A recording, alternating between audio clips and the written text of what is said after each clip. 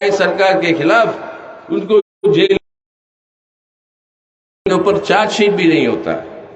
आखिरकार जेल से ईडी ने 5000 से ज्यादा केसें फाइल की है देश में मोदी साहब के शासन के अंदर, और उसका कन्विक्शन रेट यानी सजा कितने लोगों को मिली?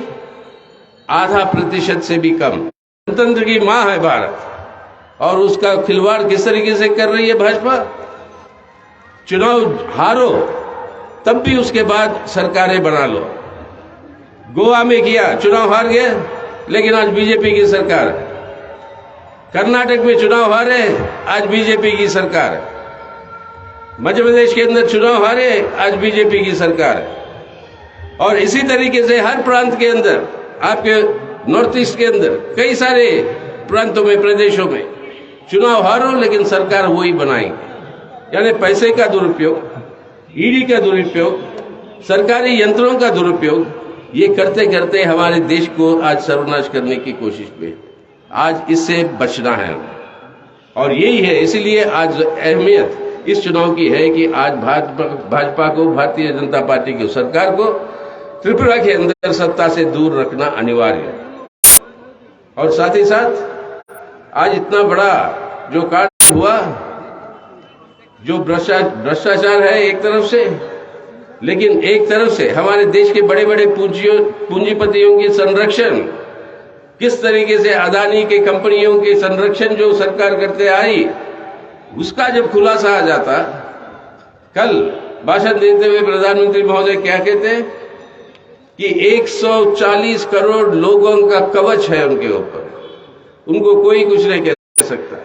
एक सवाल का जवाब नहीं दिया, एक सवाल का जवाब नहीं दिया कि कैसे अदानी साहब, जिसको कोई, उनके कंपनियों, व्यक्तिगत रूप से कोई बात नहीं, लेकिन उनके कंपनियों को कोई अनुभव नहीं है देश के अंदर एयरपोर्ट्स को चलाने में, लेकिन आज वो 8 एयरपोर्ट्स के मालिक हो गए देश में। 8, 13 बंदरगाह के मालिक हैं। हमारे देश के अंदर सीमेंट के फैक्ट्री हो, या हमारे देश के अंदर रक्षा, डिफेंस के प्रोडक्शन के फैक्ट्रियां हो, हमारे देश के अंदर कोयले का, जिसके आधार से बिजली बनती है, उसके प्लांट्स की मलकियत हो। इन सब क्षेत्रों में, और खासतौर से मीडिया के अंदर, अखबार और टेलीविजन के अंदर, ये अडवाणी की कंपनियां पहुंच चुकी हैं। कैसे हुआ ये, किस तरीके से की गई? आज बांग्लादेश, हमारे पड़ोसी, वो कहते हैं कि अडानी साहब से बिजली खरीदने की बात और कोयला खरीदने की बात है, उसका एग्रीमेंट को वो चाहते हैं कि फिर से दोबारा उसको जो है रिव्यू करें। आज श्रीलंका, वो कहती है कि प्रधानमंत्री की दबाव से जो है वहां की बंदरगाह को कॉन्ट्रैक्ट जो है इस अदानी साहब को दिए गए। ये सब कैसे हो रहा है, किस तरीके से संरक्षण हो रही है देश को, संरक्षण हो रही है देश के बड़े बड़े पूंजीपतियों की, जिसको अंग्रेजी में क्रोनी कैपिटलिज्म बोलते हैं। इसके बारे में जो भी सवाल उठे, एक सवाल का जवाब नहीं, सिर्फ वही नारा, मैं खाऊंगा नहीं, ना किसी को खाने दूंगा, ना खाऊंगा ना खाने दूंगा। जो नहीं बोलते हैं वो कि ना खाऊंगा ना खाने दूंगा, मैं सिर्फ लूटूंगा, मैं सिर्फ लूटूंगा देश की संपत्ति को, मैं लूटूंगा। ये लूट जो है मची हुई है, ये डबल इंजन की सरकार की बात जो कहते हैं, वो डबल इंजन है, डबल लूट की सरकार। और इस डबल लूट की सरकार को आपको जो है हराना है, और ये डबल लूट की सरकार को हराते हुए आज त्रिपुरा को बचाना। ये आज जरूरी 80 करोड़ लोगों को मुफ्त अनाज मैं देता हूं। अरे मोदी साहब, जो आप ये अनाज दे रहे हो, इस पैसे का, ये पैसा जनता का है, ये पैसा सरकार वसूलती है टैक्सों के द्वारा। जनता का पैसा वापस आप जनता को दे रहे हो अनाज के रूप में, और ये कहते हैं कि उनकी कोई मेहरबानी है। ये सब पैसा जो अनाज मुफ्त मिल रहा है, वो सब अपना पैसा, अपने को मिल रहा है। कम से कम 10 किलो अनाज की जरूरत पड़ती है हर महीने। अब इसमें से 5 मुफ्त दे रहे हो, और 5 जो कम दाम पर मिल रहा है वो बंद। इसका मतलब क्या है? अगर 3 किलो चावल आप बाजार से खरीदना चाहते हो, अगर 3 रुपए में जो मिल रही थी चावल, उसके 5 किलो आप बाजार में खरीदना चाहते हो, जो पहले आपको 15 रुपए लगती थी 5 किलो के लिए, आज बाजार में खरीदोगे तो कम से कम 150 रुपए लगेगी। यानी आपको जिंदा रहने के लिए जो 10 किलो की जरूरत है, उसमें से 5 किलो के लिए 10 गुना ज्यादा दाम आपको देना पड़ेगा, 15 रुपए की जगह 150 रुपए। ये है असली कांड जो किया है मोदी साहब ने। मैं मुफ्त बांट रहा हूं।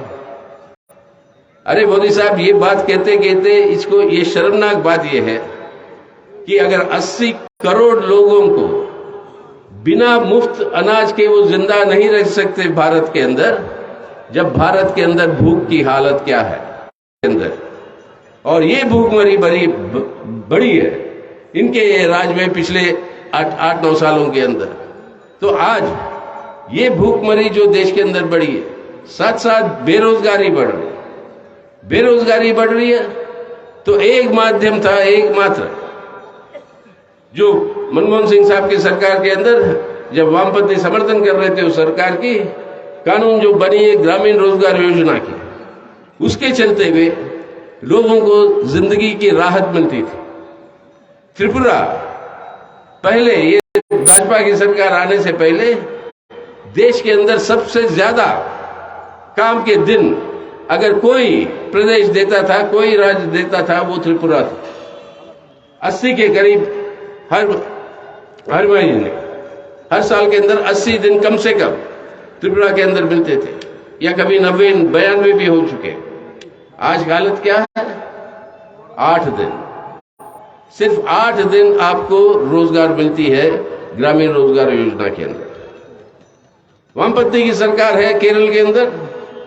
बड़ी गर्व के साथ हम मानते थे कि देश के अंदर सबसे शिक्षित प्रदेश अगर कोई है तो वो केरला है, आज भी है। लेकिन कुछ वक्त था, ये भाजपा सरकार आने से पहले त्रिपुरा में, कि केरल से भी आगे पहुंच गई साक्षरता में त्रिपुरा, और देश के अंदर नंबर 1 पोजीशन पे साक्षरता में त्रिपुरा पहुंची हुई थी। आज हालत क्या है? जो सरकार आई कि टीचरों की भर्ती करेंगे, आज 1 लाख से ज्यादा जो रेगुलर जो टीचरों की जो पोस्टें हैं वो घटी है। ये भाजपा की पिछले 5 साल की सरकार में 10 लाख से ज्यादा कैजुअल टीचरों की संख्या घटी है। तो ये इस तरीके से जो पिछले 5 साल का अनुभव जो रहा, और सबसे बड़ी बात, दुनिया अभी देश के अंदर वही समर्थन कर रहे थे, एक कानून बना था कि आदिवासी भाई बहनों को, उनके परिवारों को जंगलों के अंदर जो जमीन है जिन पर वो रहते हैं, जिन पर उनकी खेती है, जिन पर वो जिंदा रहते हैं, उस जमीन की मलकियत इन आदिवासियों को दी जाएगी। और ये मलकियत सबसे भाजपा को हराना है, त्रिपुरा को बचाना है, भाजपा को हराना है, भाजपा को हराना है, भारत को बचाना है। यही एकमात्र रास्ता है जिसके चलते हुए इस संविधान के संरक्षण कर सकते हैं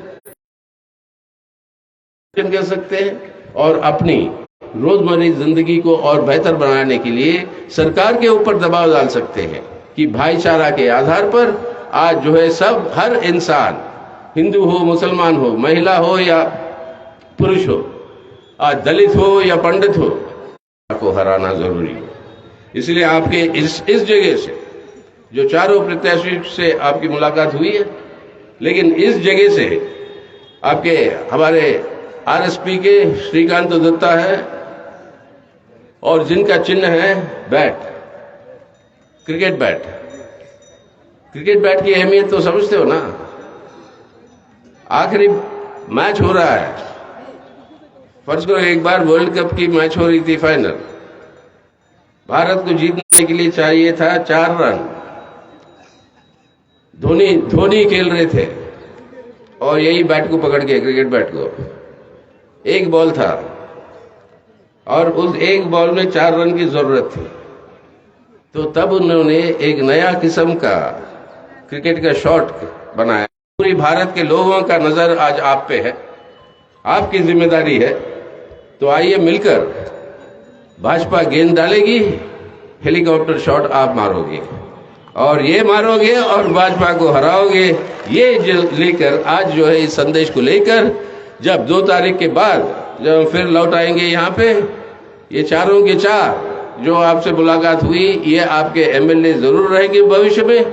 और ये सरकार जो बनेगी यहाँ पे गैर भाजपा की सरकार, त्रिपुरा की तरक्की के लिए, आप लोगों की, अपने बच्चों की तरक्की के लिए ये सरकार बनेगी यहाँ पे। उस उम्मीद के साथ आपसे मिलेंगे मार्च 2 के बाद जब एक नई सरकार आएगी, भाजपा की सरकार जाएगी। तब तक सतर्क रहिए, तब तक सतर्क रहिए। अगले 4 दिन बहुत कुछ कोशिश होगी, बहुत कुछ कोशिश होगी। अपने पैसे की कमाल दिखाने की शुरू होगा, वो सब पैसे का दबाव होगा, आपकी जबरदस्ती का दबाव होगा, संतरास की कोशिश किया जाएगा, डराने की कोशिश किया जाएगा। याद रखिए, इन सब से डरना नहीं है, क्योंकि जब हेलीकॉप्टर शॉट मारना है तो गेंद जो है हवा में रहती है, भाजपा पकड़ नहीं सकती उसको। और तो आपको ये सबको हराते हुए आपको आज के दिन त्रिपुरा को बचाना है। जरूर आप करोगे ये काम। 2 तारीख के बाद फिर आप सबसे मिलते हैं। तब तक सिर्फ एक ही बात है, त्रिपुरा को बचाइए, भारत को बचाइए। हम सब मिलकर एक नया भारत का निर्माण करेंगे। इस विश्वास के साथ और इस उम्मीद के साथ आप सबको मेरे इंकलाबी लाल सलाम देते हुए मैं मेरी बात खत्म करता हूँ। धन्यवाद।